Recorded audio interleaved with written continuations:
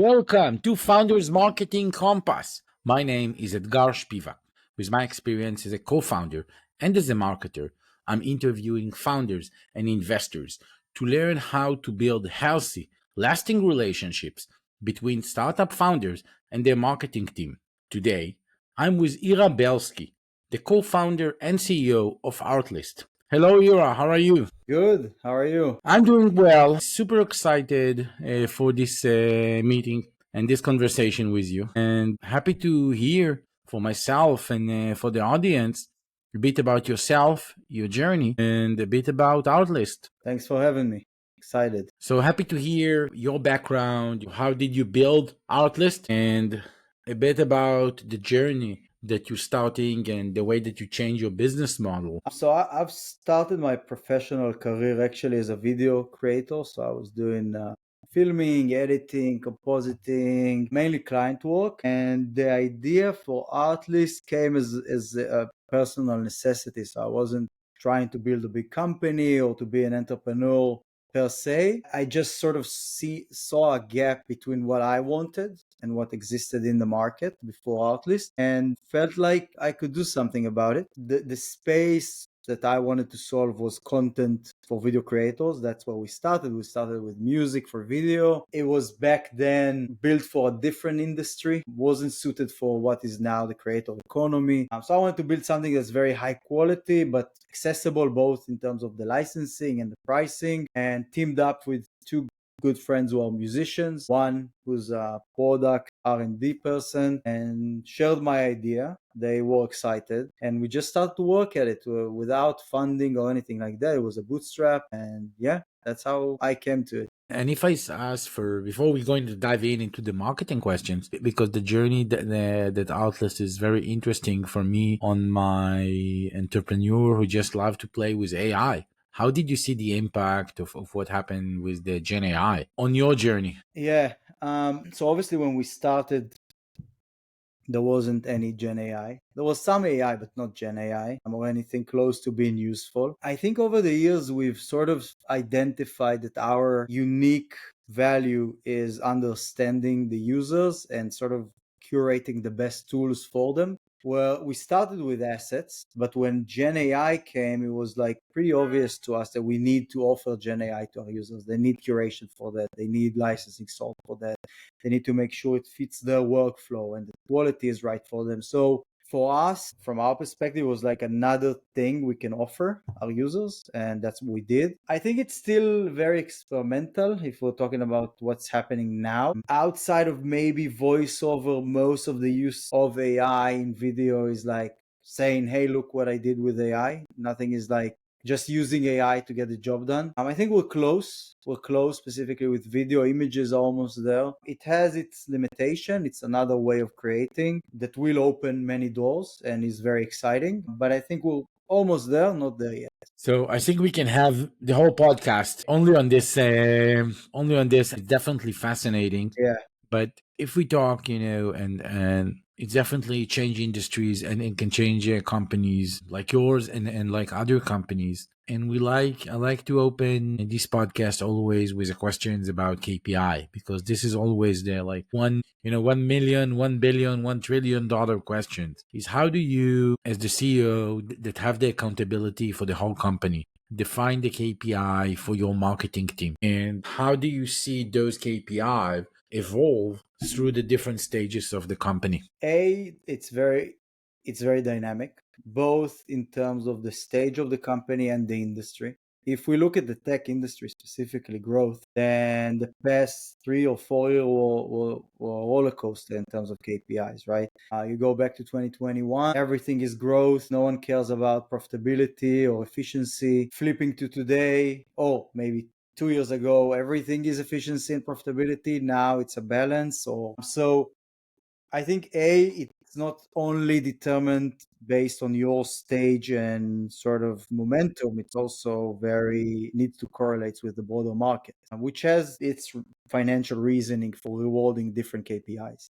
That's for the company. So while that continuously evolve, and like any other company, you always try to optimize towards the most rewarded KPI. in the market. I think for us specifically, if I'm sharing sort of our journey, starting off as a bootstrap, meaning we didn't have funding, meaning we had to be profitable, otherwise we couldn't pay salaries and we couldn't advertise. We've been pretty efficient since the beginning. So I think only in 2022 was the only year we didn't make money. Like we weren't profitable. So with that mindset, I think we were like, it was very easy for us to pivot again towards like a healthy business is a business that's both growing and making money, or at least not burning money. For us, at least, it's part of our DNA in a way. And when you look at marketing in that sense, I think we had the very unique opportunity of, because most of our revenue is annual subscriptions, we were always able to get our TROI on the spot. No advanced calculations were needed before we had like, big data teams and analytics. We were able to spend and continuously grow our marketing spend based on very simple KPIs like ROI, very simple calculations of LTV to CAC. By the way, first 2 years when you do annual subscription, you don't have LTV to CAC because you don't have your LTV, you don't have retention, you don't have upgrades. And it took us a while also to learn the fact that if we're looking backwards, it's always the case that we weren't able to actually predict the LTV because we offered more things than we were able to assume when we did. So let's assume we're starting off saying we have these options for upgrades in the future. So we're building our LTV to CAC first dollar in calculation based on that. But then Gen AI voiceover comes along, which we never predicted. And now there's a new reason for people to upgrade. And it turns out that the people we acquired using one LTV to CAC metric are now paying more than we thought. So you have to sort of mature to have the confidence to believe that's going to happen without actually knowing how before. So that's always changing. And I think it even gets more complex now that we have both B2C and B2B, which is a whole new discussion we can have. So I want to dive in for a second for your LTV to CAC. And I know that some very like early stage founders listening to those conversations. In one of the biggest challenges for like early stage startups, especially in the SaaS industry, they're going and they're starting to sell and they want to analyze their LTV, but they have no idea how to predict it. I don't know if this like what's going to be my churn rate. I have no idea if I need to calculate this client for 1, 2, 3 years. How do I report it? Many of them are funded by investors. What do they present? And I have no idea. Even before we talking, adding this complexity of increasing the user value over time during price increase or upgrades. How did you handle, not as era of today that have this experience and have those metrics? How did you experience those LTV to CAC in your early days? The honest response is we didn't, just because. So a funny story we always share is when we just started off, first marketing person comes in, who's now our CMO, Shachar, looks at the numbers and gives us, I think, the first or second report of his marketing work. And he's like, ROI is 500%. And we're great, keep doing this great job. And he's like, no, it's not great. We need to spend more. And we're like, okay, why? Just because if it's 500%, it means we have so much room to grow. So we were that fortunate that we didn't even need to worry about LTV to CAC, because dollar out comes back 5 the same month.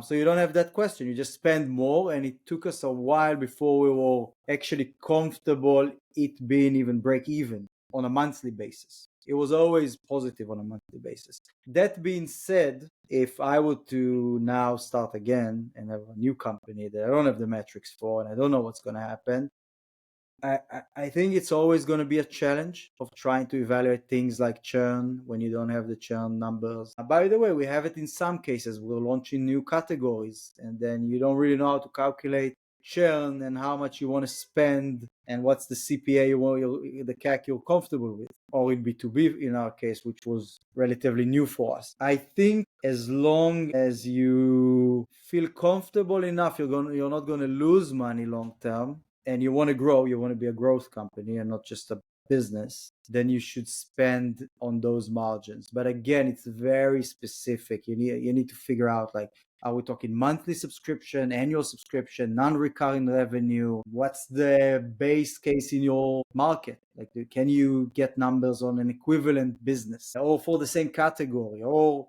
that's the work I would do to sort of get some confidence in my LTV to CAC spending. You definitely sounds like, the dream of every VC with those metrics. So I'm very happy for you. And I want to ask you, you want to go bigger and you talk about growth, and there is a certain point, it can be like around 5 to 10 to 25. There's like um, those numbers that you need to put more efforts on branding, and not making only like direct response, and trying to understand from your perspective as the CEO. You look at all those metrics, you say, okay, my performance doing 500%, 200%, 300%. It's fantastic because I'm gonna have this user for 3 years. Now I know, just made up those numbers for the audience. This is fantastic, but I want to put more on the brand because I know in the long run it is going to generate to me revenue. Where is the point, or maybe it's going to come, that you said, yes, we're going to put this money and we're not going to see ROI? How do you look on this on the very wide perspective? I think it's an ongoing work in progress.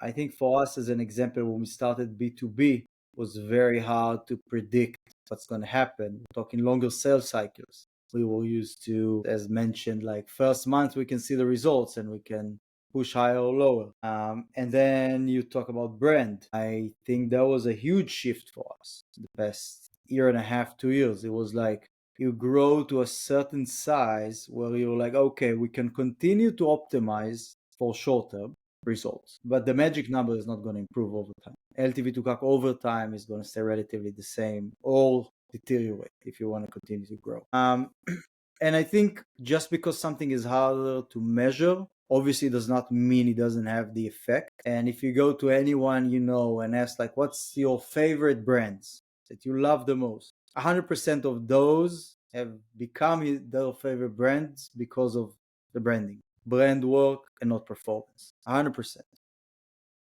So it definitely is the thing that makes loyal, good customers. That's a relationship you want to build. And I think for us, we knew it. And historically, we did a lot of what's called brandformance, which is like making sure you have a lot of branding in your performance activities, so you actually get some of the two. But we had to switch to more hardcore brand. On the one hand, it doesn't fall under the CAC, so LTV to CAC is less impacted by marketing spend, but it is a huge expense. I'm one to not feel investments we believe in that we cannot measure.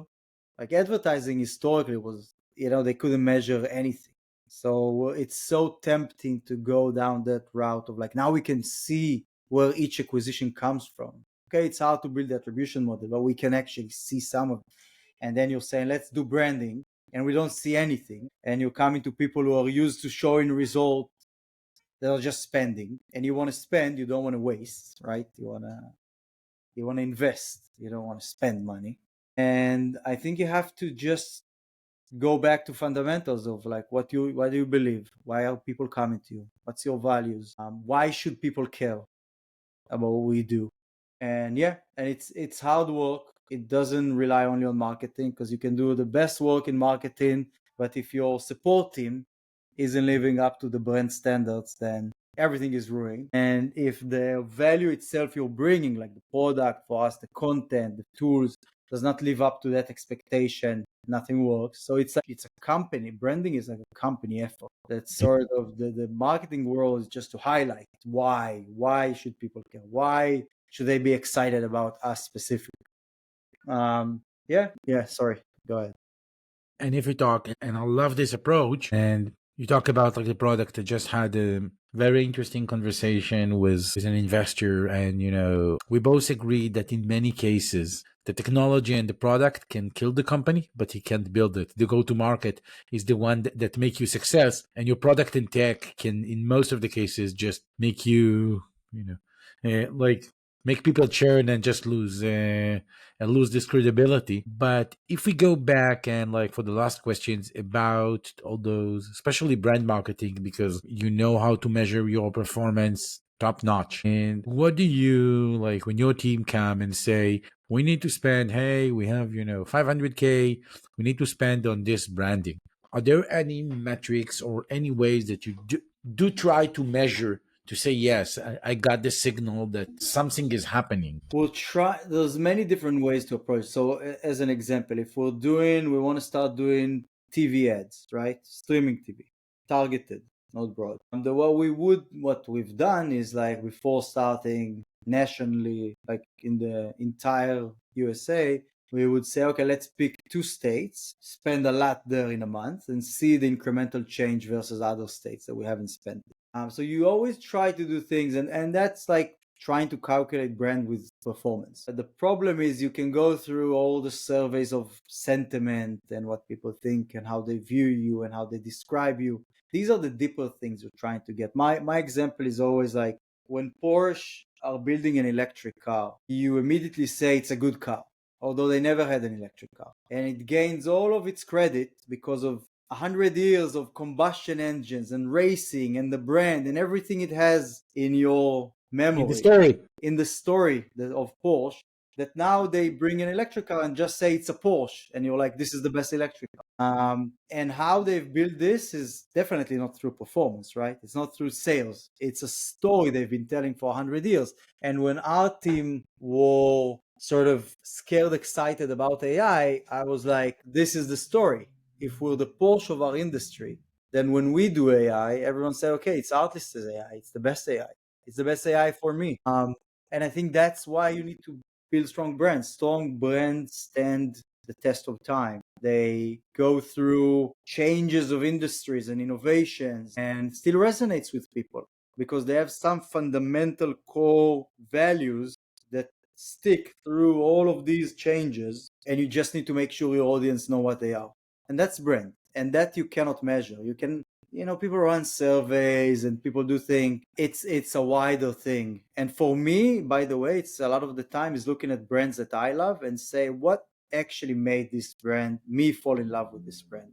And it could be one salesperson that I've spoke to that got me excited and believe in the value and dream. It could be one collaboration or an ad or a place they were featured that I was like, okay, I got it. Like I feel something that's more emotional than actionable. And you just have to bet on it. You have to bet on it, in by the way, my. I love your example on like starting like with two small states and measuring the incrementality. I'm a huge fan of incrementality testing. I believe that in a world that need to go personally beyond like the ROAS or ROI gaming because it's very capped, then incrementality measurements are the best way for you to measure the strengths of your brands. And going to the next question, you said you're going and you started as a B2C company and now you're doing a lot of B2B with the sales department. Yep. And a question that constantly rising from the audience is about this tension between the sales and the marketing team. Because there is a lot of discussion.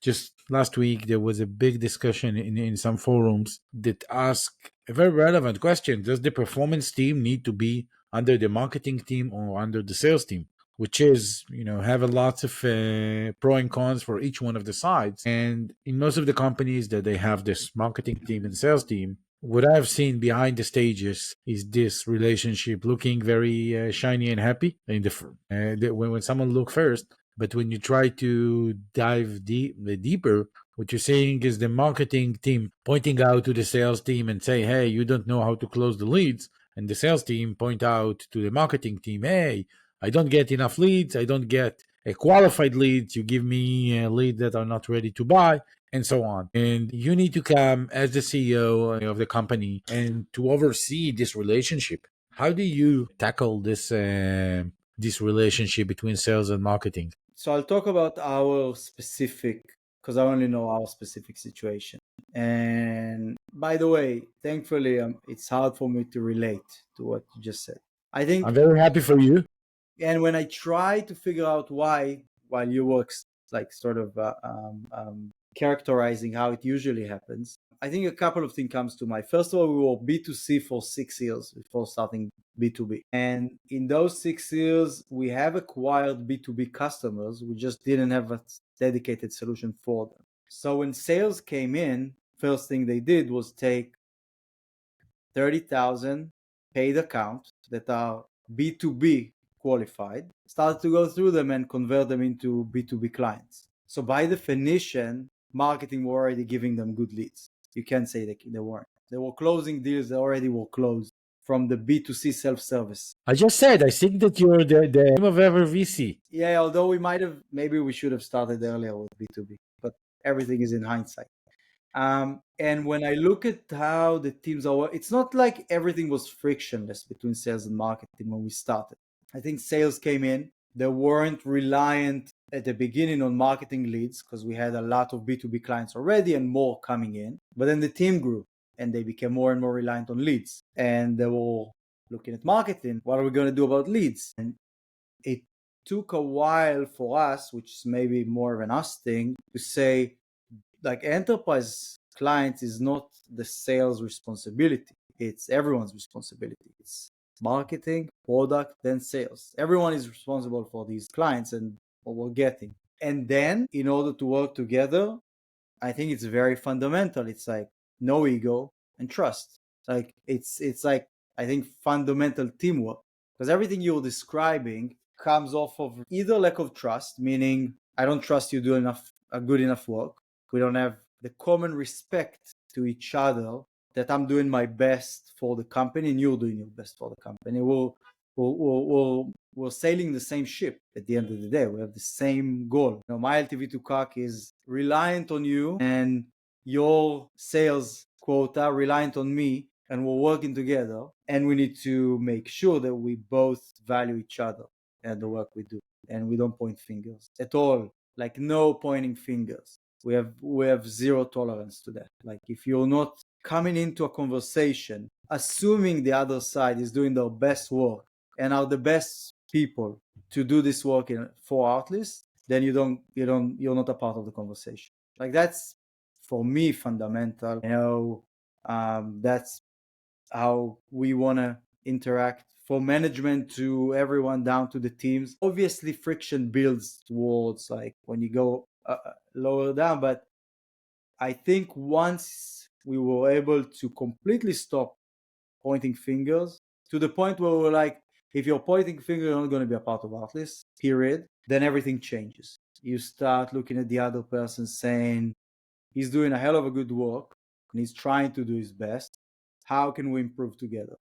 And I honestly, not just like you said, as a show, want to say that that's the organization I'm seeing. Obviously, I'm the CEO. I don't have full visibility into every conversation happening in the team, but any meeting I'm in, that's how they're talking to each other. That's how it's being handled. We cannot ever put performance under sales because we have a huge B2C market. Still, most of our revenue comes from B2C.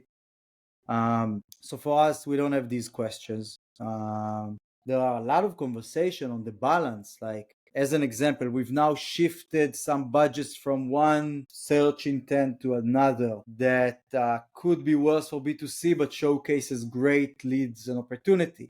But then we're going into, we've talked about KPIs, the first step of this podcast, and then you're going into B2B take 3 months to close. We're hoping, like, when we calculate this, it's a good shift of marketing spend, but we have to trust that we're going to close them. So then you have, but these are not, that's not, like, this is work. This is not tension. This is like, we need to put our minds together to figure out what's the right thing to do here. I love what you're saying, and it definitely seems that you managed to build an extremely healthy culture in your company.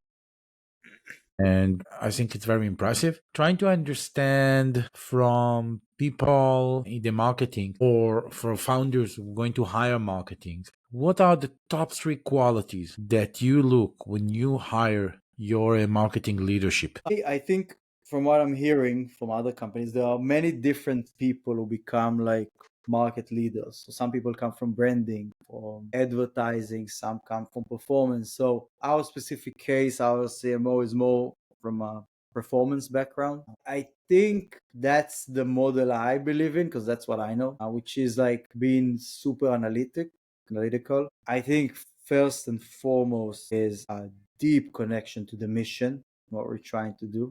Like, I don't think there's anything that when I look at our CMO, he wouldn't do professionally to make sure we're successful, whatever the cost is within his team, his budget, so what he's doing. Optimization is only for the greater cost. And you have to have like, I think your CMO should be the biggest team player of all, maybe. So I'd say that.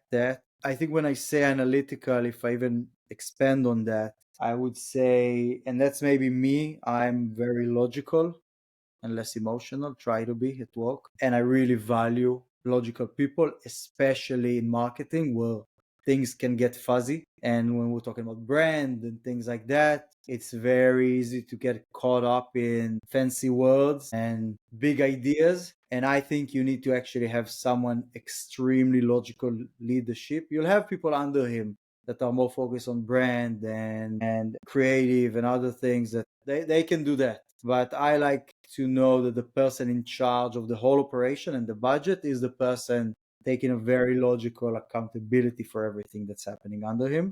And that's very much our case. And I think also like someone who can focus on long-term culture within the marketing team and not just worry about short-term performance. By the way, that's true for marketing and sales. Like you cannot optimize for the quota, for the LTV, for the performance of every given month at the cost of culture building. You have to make sure you have the right people that are doing what they're doing for the right motivation. That's first priority. Second priority is to make sure we're doing the actual right things. But long term, that's key. When you have that, it just builds over time. So for the last four very short questions, Yeah. is what is the one mistake that founders commonly do when they're working with their marketing team? It can be for you or for someone else that you have seen. I don't know from other people. Trying to look back at some mistake that we've done, I'm sure we have. Maybe get too involved with budget allocations and granular marketing thing. I think you should have trust in the person you sort of give the helm to lead the team. Maybe again, it wasn't our case, but I think for us, I could say something that did work that I think other people should make sure they have is make sure that marketing is very strategic about like the broader company future. So make sure that marketing is an integral part with your strategic thinking going forward. What is a common misconception about running a startup that you would like to debunk? That it's having one great idea.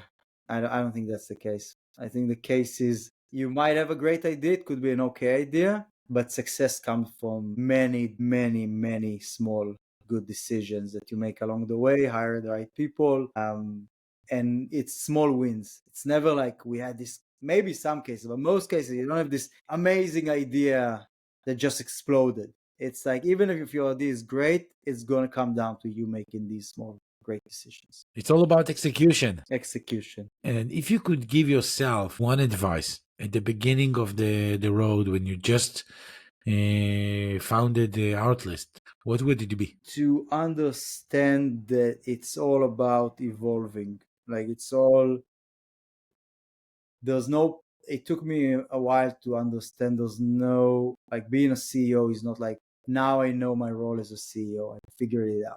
Like being a CEO, is a never evolving question of where I need to bring value and what's needed of me right now from the company. And that's just something you have to continuously ask yourself and make sure you're handling. Okay, I had a great time in this podcast, and good luck.